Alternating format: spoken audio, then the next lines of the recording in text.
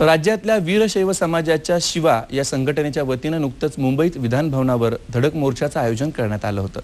वीरशैव समाजांतर्गत विविध जाती उपजातींचा समावेश असून त्यांना योग्य त्या आरक्षणाचे फायदे द्यावेत, तसंच समाजाच्या विकासाकरता विशेष आर्थिक तरतुदी कराव्यात अशा त्यांच्या विविध मागण्या होत्या। राज्यात वीरशैव समाजाच्या लोकांचं प्रमाण लक्षणीय आहे। वीरशैव किंवा लिंगायत म्हणजे शंकराचे उपासक असलेल्या या समाजाचे लोक विविध व्यवसायात आढळतात। मात्र शेतकरी आणि मजूर वर्गामध्ये या समाजाची 98% लोकसंख्या आहे। राज्यातल्या विविध जिल्ह्यांमध्ये विखुरलेल्या या समाजाच्या लोकांना स्वतःची ओळख मिळावी यासाठी शिवा अर्थात अखिल भारतीय वीरशैव संघटना कार्यरत आहे। गेल्या काही वर्षापासून न्याय मिळवण्यासाठी या संघटनेचे विविध पातळ्यांवर प्रयत्न सुरू आहेत। याचाच एक भाग म्हणून या संघटनेने मुंबईत नुकताच एक धडक मोर्चा आयोजित केला होता। लिंगायत समाजाच्या विविध जाती उपजातींमध्ये विखुरलेल्या लोकांना आरक्षणाचे योग्य फायदे मिळावेत, या समाजाच्या विकासाकरता राज्य सरकारकडून योग्य ते प्रयत्न व्हावेत, आर्थिक तरतुदी व्हाव्यात अशा त्यांच्या मागण्या होत्या। आपल्या विविध मागण्यांचं निवेदन यावेळी संघटनेच्या वतीनं मुख्यमंत्र्यांना देण्यात आलं। यावेळी आयोजित करण्यात आलेल्या सभेमध्ये विविध नेत्यांनी मार्गदर्शन केलं। मात्र आपल्या काही मागण्या मंजूर होऊनही त्यांची अंमलबजावणी अद्याप झाली नसल्याची खंत या समाजाच्या नेत्यांकडून व्यक्त होत आहे। राज्यातल्या वीरशैव समाजाच्या विविध समस्यांबाबत चर्चा करण्यासाठी शिवा संघटनेचे संस्थापक प्राध्यापक मनोहर धोंडे आज आपल्या स्टुडिओमध्ये आलेत। धोंडेजी नमस्कार, 3:30 बातम्यांमध्ये आपलं स्वागत। जय शिवा। 10 कोटी लोकसंख्येचा महाराष्ट्र हा जर विचार केला तर या समाजाची व्याप्ती महाराष्ट्रातली किती सांगता येईल आजच्या घटकेला? महाराष्ट्रामध्ये आपण लोकसंख्येचा जर विचार केला तर 10 कोटीच्या महाराष्ट्रामध्ये वीरशैव लिंगायत समाजाच्या अंतर्गत असलेल्या सर्व जाती आणि उपजाती यांची एकत्रित लोकसंख्या जर काढली तर साधारण सुमारे 85 लाख लोकसंख्या महाराष्ट्रामध्ये वीरशैव लिंगायत समाजाची आहे। म्हणजे पर्यायानं 10 कोटीच्या महाराष्ट्रात 9% लोकसंख्या ही वीरशैव लिंगायत समाजाची आहे। आणि व्याप्ती आपण म्हणालात, या वीरशैव लिंगायत समाजाची फार मोठी व्याप्ती आहे।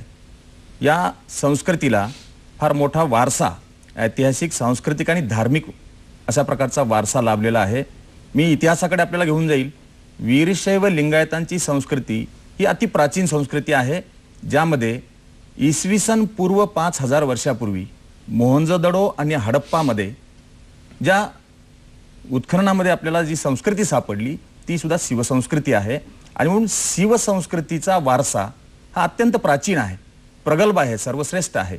परंतु या संस्कृतीला मोठ्या प्रमाणावरती धार्मिक आणि सांस्कृतिक वारसा असतानाही स्वातंत्र्योत्तर काळामध्ये मात्र या समाजाकडे दुर्लक्ष झालं आणि असंघटित समाज असल्यामुळे या समाजाचे अनेक प्रश्न या ठिकाणी निर्माण झाले। शिवा संघटना जी आहे तुमची, जिच्या मार्फत तुम्ही गेल्या परवा दिवशीच मोर्चा काढला, धडक मोर्चा, नेमकी संघटना या समाजासाठी काय काम करते?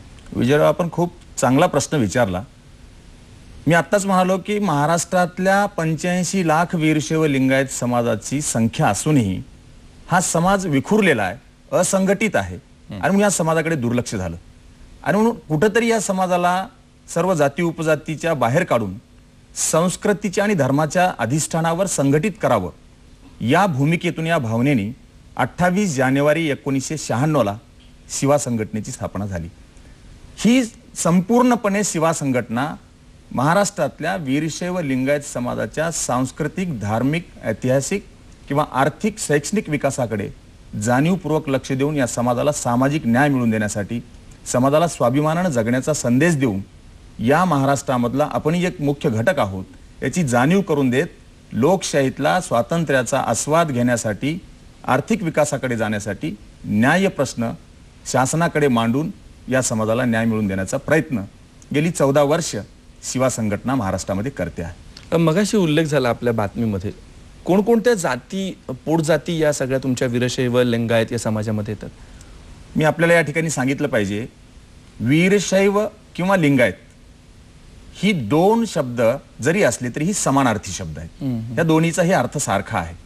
आणि त्या पुढे जाऊन वीरशैव किंवा लिंगायत ही एक जात नाही, तर ती एक संस्कृती आहे, ज्या संस्कृतीमध्ये जातीच्या पलीकडे एक व्यापक विचारसरणी आहे। आणि म्हणून पर्यायाने अलीकडच्या काळामध्ये वीरशैव लिंगायतांच्या मध्ये जाती आणि उपजाती निर्माण झाल्या त्या व्यवसायावरून.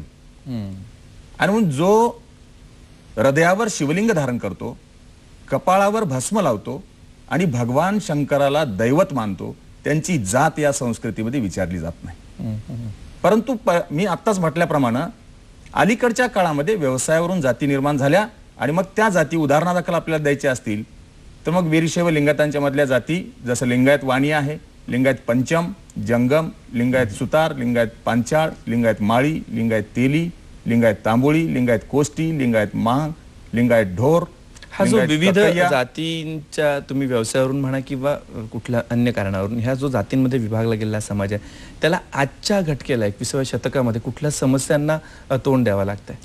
प्रचंड मोठ्या समस्यांची श्रृंखला स्वातंत्र्योत्तर काळामध्ये महाराष्ट्रातल्या वीरशैव लिंगायतांच्या समोर आहे. त्याचं कारण हे आहे की हा समाज असंघटित होता.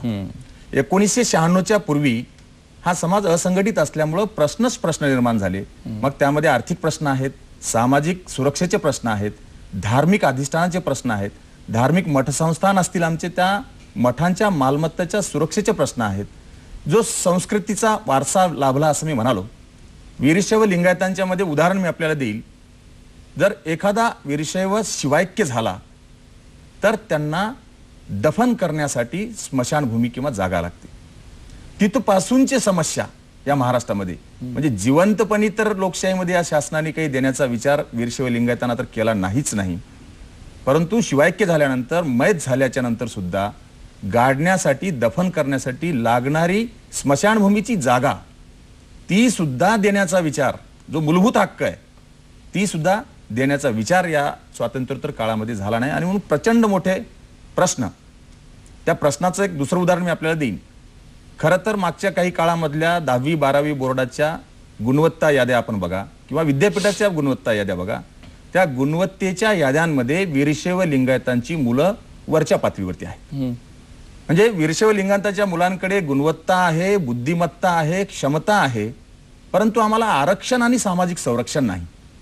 आणि मग हे सर्व असताना सुद्धा कुठेही वीरशैव लिंगायतांचा मोठ्या पदावरचा अधिकारी हा दुर्मिळ असतो, अगदी दिसत नाही म्हटलं तर हरकत नाही. परवा दिवशी जो धडक मोर्चा आपण काढला होता त्यातून काय निष्पन्न झालं असं सांगता येईल?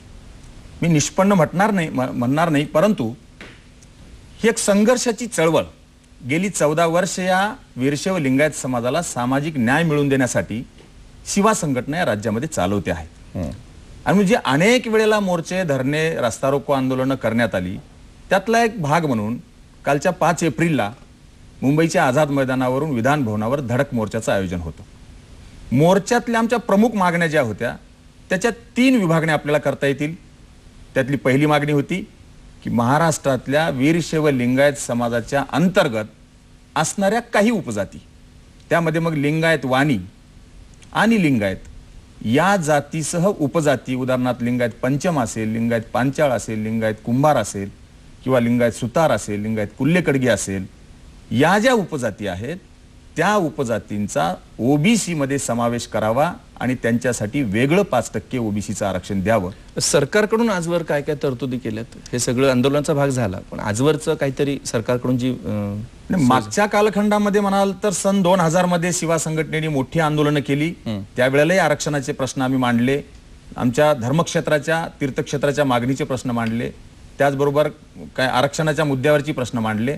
त्यामध्ये प्रामुख्यानं सन 2006 मध्ये लिंगायत तेली आणि लिंगायत माळी या 2 उपजाती ज्या मुख्य महाराष्ट्रामध्ये, लिंगायत गवळी हे जसं एनटी कॅटेगरीमध्ये मोडायला पाहिजे, गवळी म्हटलं की एनटी, परंतु लिंगायत गवळी म्हटलं की त्याला ओपनमध्ये जावं लागतं, किंवा कोष्टी म्हटलं की एसबीसी, परंतु त्याला जर लिंगायत कोष्टी म्हटलं तर त्याला ओपनमध्ये जावं लागतं, किंवा वाणी म्हटलं की ओबीसी, परंतु लिंगायत वाणी म्हटलं की त्याला ओपनमध्ये जावं लागतं.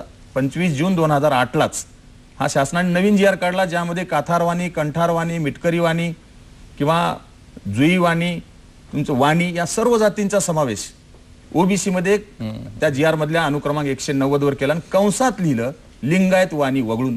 काय पाप केलं लिंगायत वाण्यांनी? आणि याचा कुठेतरी संघर्ष केला पाहिजे, यांच्या विरोधामध्ये आपण उभा टाकलं पाहिजे. सामाजिक न्यायाची भावना घेऊन या महाराष्ट्रातल्या वीरशैव लिंगायतांना न्याय हक्क मिळवून दिली पाहिजे. यासाठी शिवा संघटनेने अनेक वेळेला मोर्चे केले.